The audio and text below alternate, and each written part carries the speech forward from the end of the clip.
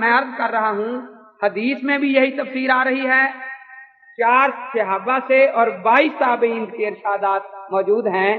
उसके बाद इजमा उम्मत भी इसी पर है कि ये आयत इसी मसला के लिए नाजिल हुई, और ये इजमा लिखने वाला भी कोई खास हनफी नहीं है। इमाम अहमद बिन हंबल रहमतुल्लाह अलैह फरमाते हैं, मुगनी इब्न कुदामा में मौजूद है, फतावा इब्न तैमिया में ये इजमा का कौल मनकूल है, और अब्दुल समद पिशावरी गैर मुकल की किताब इलामुल इलाम में भी ये कौल मनकूल है। साहिब नस्बुर राया ने भी नकल फरमाया है। तो जब इस पर इजमा हो गया तो अब बात वाज़ेह है, हम गैर मुकल्दों से सिर्फ एक अब मुतालबा करते हैं, या तो वो ये एक सहाबी से साबित कर दें कि ये आयत किरात के बारे में नाजिल नहीं हुई। मैंने रोकड़ी साहब से डबर शकरगंज के मुनाजरे में ये कहा था, अगर आप ऐसी एक सही संद पेश कर दें तो मैं उसके एक एक रावी पर 10-10 हजार रुपया रख कर आपको इनाम दूंगा, लेकिन न खंजर उठेगा न तलवार इनसे, ये बाजू मेरे आजमाए हुए हैं। हाफिज साहब किसी मुनाजरे में पेश नहीं कर सके, अब भी हाफिज साहब या उनके किसी मोतकद में दमखम है तो वो पेश कर दे। मैंने फिर दूसरा मुतालबा ये किया था, अगर आप ये साबित ना कर सकें तो दूसरा मुतालबा ये है कि अब एक आयत कुरानी आप पेश करें जो इस आयत के बाद नाज़िल हुई, क्योंकि इसको रद्द आप नहीं कर सके। और इसी तरह 2 सहाबा ने ये बयान किया हो कि इस आयत के नाज़िल होने से पहले हम इमाम के पीछे फातिहा नहीं पढ़ा करते थे, फलां आयत ने आकर इमाम के पीछे फातिहा पढ़ने को वाजिब करार दिया, लेकिन ये भी वो ना पेश कर सके हैं और ना किसी गैर मुकल्द मां ने ऐसा लाल जना है जो क़यामत तक पेश कर सके। हाँ, एक चलता चलता धोखा ये दिया करते हैं कि बाद मुफस्सिरीन ने ये लिखा है कि ये खुतबा के बारे में नाजिल हुई, या बाद ने लिखा है कि नमाज में कलाम से रोकने के लिए नाजिल हुई है। ये बातें हमारे खिलाफ नहीं है। देखिए, 2 आयतें इसलिए नाजिल हुई हैं कि बुत की इबादत ना करो, बुत को सजदा ना करो। अगर आपके सामने कोई ताज़िए को सजदा कर रहा हो तो आप उस आयत से इस्तेलाल कर सकते हैं या नहीं? कोई कब्र को सजदा कर रहा हो, आप उस आयत से इस्तेलाल कर सकते हैं या नहीं? वो इख्तिलाफ का मैं जिक्र करने लगा हूं, वही जो अकवाल है, यही अकवाल है ना। इसके इख्तिलाफ सहाबा के बाद हुआ है, बाद वाला इख्तिलाफ कोई इख्तिलाफ नहीं समझा जाता। तो बहरहाल बाद मुफस्सिरीन ने फिर ये किया कि खुतबे के बारे में चूंकि अनसितू का लफ्ज हदीस में आता है, इसलिए इसको भी इस हुक्म में शरीक कर लिया गया। लेकिन जब आप कब्र के लिए उस आयत को पढ़ेंगे जो बुत परस्ती के रद में नाजिल हुई है, तो क्या इसका मतलब आप ये बयान करेंगे कि अब अगर कोई बुत को सजदा करे तो इसका ये शान बाकी नहीं रहा?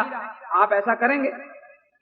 फिर देखिए, अगर इसको कलाम के रद के लिए मान लें तो वैसे भी ये बात समझ में नहीं आती कि इसका मतलब क्या है। इसका मतलब ये होगा कि जब तक इमाम कुरान पढ़े उस वक्त तक आपने नमाज में बातें नहीं करनी, आगे पीछे करते रहें बेशक, यही मतलब बनेगा ना।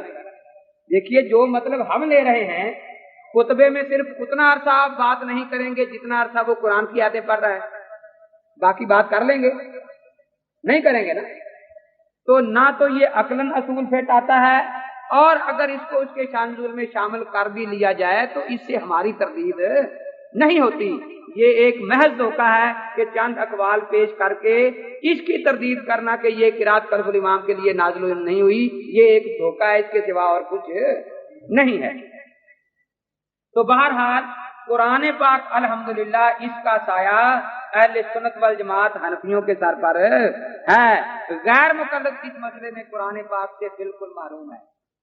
अब वो आखिरी बात याद आई, बेचारे सिखा देते हैं लोगों को कि देखो जी, चिश्तियां के मुनाजरे में कहा कि मक्के में तो कभी जमात ही नहीं हुई थी और ये आयत मक्का मुकरमा में नाजिल हुई है, इसलिए इस आयत को किरात खल्फुल इमाम को पर चस्पा करना।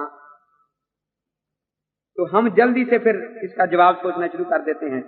पहले उनसे ये सबूत मांगो कि ये आयत मक्का मुकरमा में नाजिल हुई है, ये तुम्हें किसने बताया? रिवायात से ये पता चलता है, उनकी सिर्फ एक दलील होती है कि सूरह अराफ के शुरू में मक्किया लिखा है, बस।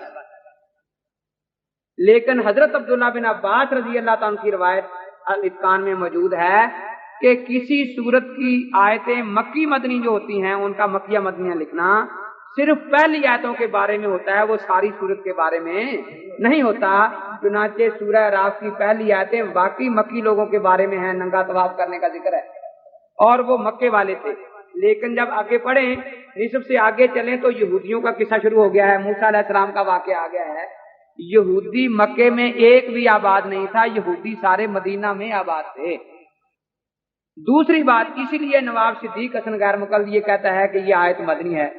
دوسری بات یہ، حضرت ابو ہریرہ رضی اللہ تعالیٰ کی روایت دارقطنی میں موجود ہے کہ یہ آیت اس وقت نازل ہوئی جب میں مسلمان ہو چکا تھا۔ مبارک پوری کو بھی یہ لکھنا پڑا ہے تحقیق الکلام میں کہ اس روایت کو دیکھ کر پتہ چلتا ہے کہ آیت مدنی ہے۔ امام زہری اور ابو العالیہ کی روایت کتاب القراءۃ بہتی میں موجود ہے، جسے خود مبارک پوری نے تحقیق الکلام میں لکھا ہے کہ نظرت فی کرا ختم من الانصار فنظرت واذا قرئ القرآن فاستمعوا له وانصتوا لعلکم ترحمون۔ اب انصار جب بنے ہیں کہ حضرت ہجرت کر کے مکہ سے مدینہ تشریف لے آئے ہیں، انہوں نے مدد کی، تو ہجرت سے پہلے کوئی انصاری تھا؟ نہیں تھا نا۔ یہ الفاظ جو امام زہری اور ابو العالیہ کے روایات میں موجود ہیں، یہ بھی صاف طور پر بتاتے ہیں کہ یہ آیت مدنی ہے۔ اس لیے علامہ انور شاہ رحمۃ اللہ علیہ نے اپنی کتاب خاتمۃ الخطاب میں پورے زور سے یہ لکھا ہے کہ یہ آیت مدنی ہے۔ پہلی بات ان کی غلط ہوئی، ان کے پاس زیادہ سے زیادہ قتادہ کا ایک قول ہے کہ یہ سورہ اعراف مکہ میں نازل ہوئی، کچھ آیتیں اس کی مدینہ میں نازل ہوئی، بس۔ تو کہتے ہیں کہ ان آیتوں میں قتادہ نے اس آیت کو نہیں گنا۔ تو پہلا تو یہ ہے کہ قتادہ کی وہ روایت مرسل ہے اور اس کی تدلیس تو آپ مانا نہیں کرتے۔ آج پتہ نہیں آج اس کی آپ کو ضرورت کیوں پڑی ہوئی ہے۔ ان کے مقابلہ میں ہمارے یہ 4 دلائل ہیں، ان کا آپ کے پاس کیا جواب ہے؟ دوسرا جو یہ کہتے ہیں کہ مکہ مکرمہ میں جماعت نہیں ہوئی، یہ بھی ایک بالکل جھوٹ ہے۔ میں نے ان کے سامنے یہ صحیح بخاری شریف رکھی، صفحہ 686 جلد 2، اس میں کتاب التفسیر ہے، ولا تجر بصلاۃک ولا تخافت بها وقت کے بین ذلک سبیلا، کہ یہ آیت کب نازل ہوئی؟ جب حضور چھپ کر مکہ میں نماز پڑھایا کرتے تھے۔ صاف مکہ کا لفظ موجود ہے۔ میں نے جب یہ کھول کر رکھی کہ حضرت یہ مکہ کا لفظ آپ کو بخاری شریف سے نظر نہیں آیا؟